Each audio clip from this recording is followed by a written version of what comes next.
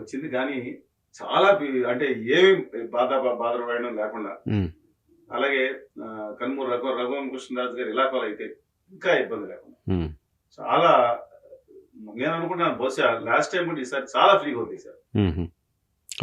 ఎన్ని వందల కోట్లు నడిచి ఉంటాయి సార్? అంటే ఆల్రెడీ ఆంధ్రప్రదేశ్లో ప్రధానమైన మీడియాలో, ప్రధానమైన పత్రికల్లో పెద్ద పెద్ద వార్తలు వచ్చాయి. కోట్ల రూపాయలు అని చెప్తారు, వేల కోట్లకి అన్ని కలిపి, అంటే క్యూములేటివ్ గా నాకు తెలియదు అన్ని రోజుల నుంచి.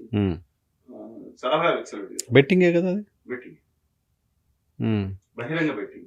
జనాల దగ్గర డబ్బులు బాగా వచ్చేసినట్ల దాన్ని ఎట్లా చూడు, ఒకళ్ళ దగ్గరికి పోతే ఇంకొకళ్ళ దగ్గరికి వస్తాయి. మీకు అర్థమైంది కదా, జనాల దగ్గర భ్రమ, ఒక డబ్బులు ఇంకో దగ్గరికి వెళ్తాయి, ఒక డబ్బులు ఇంకో దగ్గరికి వెళ్తాయి. అది క్రీడ, బెట్టింగ్ క్రీడ. బెట్టింగ్ లో ఇప్పుడు లాటరీ కానీ మీ తమ్ములో బెట్టింగ్ లో వాళ్ళు తీసుకుంటారు, ఇది వన్ సైడ్ ఒకరి నుంచి ఒకరికి వెళ్తుంది అంతే కదా.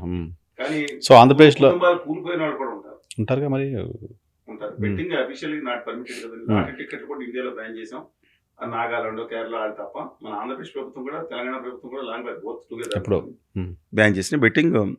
బట్ ఆ క్రీడను నేను ఎందుకంటే మేము చిన్నప్పటి నుంచి మాకు కాకిడాగలో ఈ అంటే 25 ఏళ్ల క్రితం వదిలేసాను, కోళ్ళను వేరే వాళ్ళకి ఇచ్చాను.